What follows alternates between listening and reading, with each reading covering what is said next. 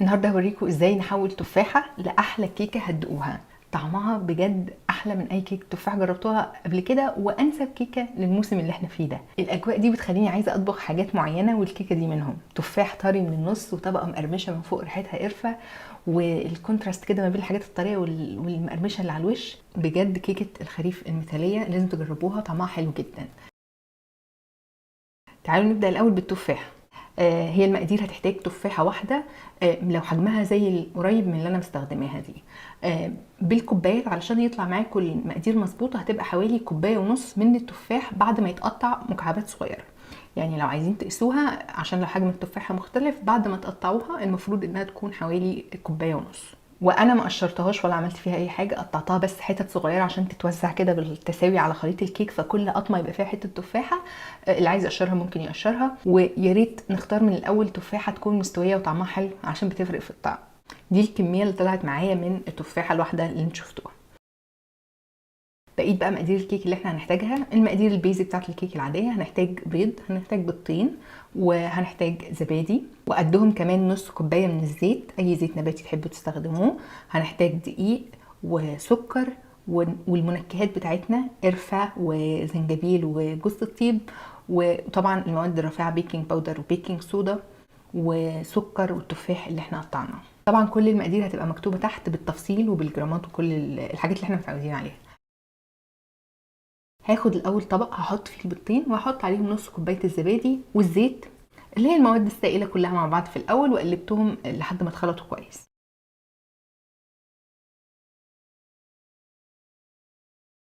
هحط عليهم رشه فانيليا. كميه السكر هنحتاج كوبايه من السكر، انا مستخدمه كوبايه الا ربع سكر ابيض وربع من السكر البني. اللي ما عندوش سكر بني يقدر يستخدم البديل اللي انا قلت لكم عليه قبل كده، اللي هو نخلط السكر الابيض مع عسل اسود او دبس لحد ما يبقى ستيكي وشكله كده.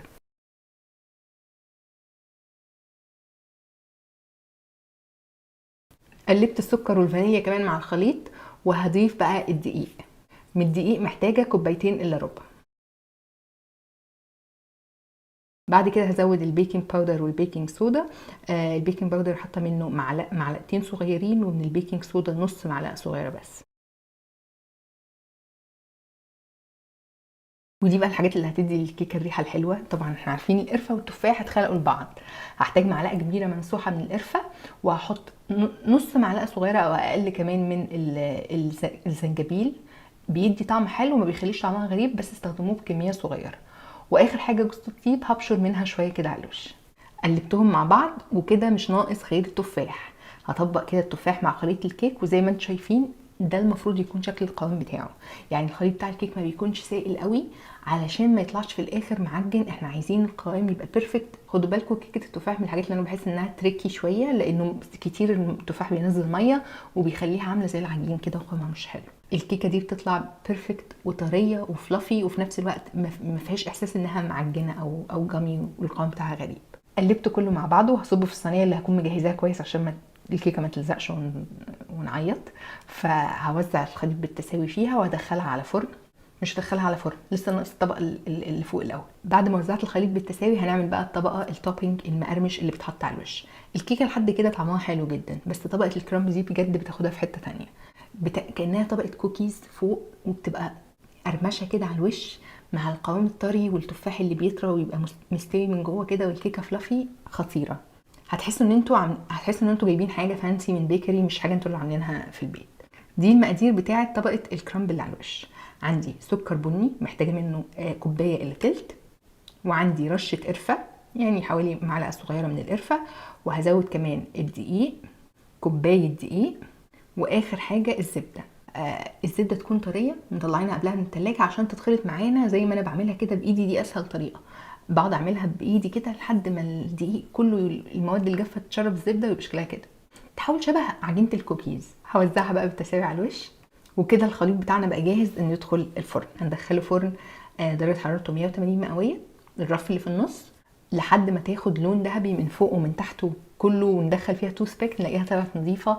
يبقى كده الكيكه خلاص استوت. هتاخد ما بين 35 ل 40 دقيقه، لو احتاجت وقت اطول شويه ممكن تاخد لحد 45 دقيقه على حسب الفرن بتاعكم. ده شكلها بعد ما خرجت، هتبقى الطبقه اللي فوق مقرمشه وخدت لون ذهبي.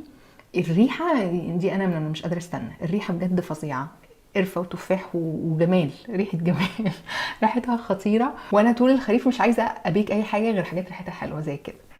استنيت بالعافيه شويه صغيرين عشان تبرد، وبعدين طلعتها بقى من القالب، وزينتها بشويه من الفروستنج اللي احنا عملناه من فتره لخدة القرفه، فاكرينها؟ كان لسه عندي في التلاجة فحبيت استخدمه لاني مش عارفه اعمل بيه ايه. زينت بيه شويه على الوش، هو طريقته سهله قوي.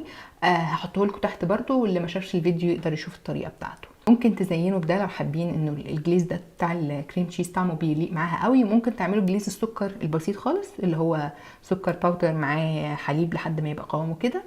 وممكن ما تزينوهاش باي حاجه، وكفايه الكرامب كوت. وشوفوا ازاي بتبقى طريه، لسه فيها قرمشه خفيفه من فوق، الطبقه اللي فوق دي بتفضل كريسبي لانها زي الكوكيز كده. بالهنا والشفا مقدما لكل اللي هيجرب الوصفه دي، واشوفكم تاني على خير قريب، وباي باي.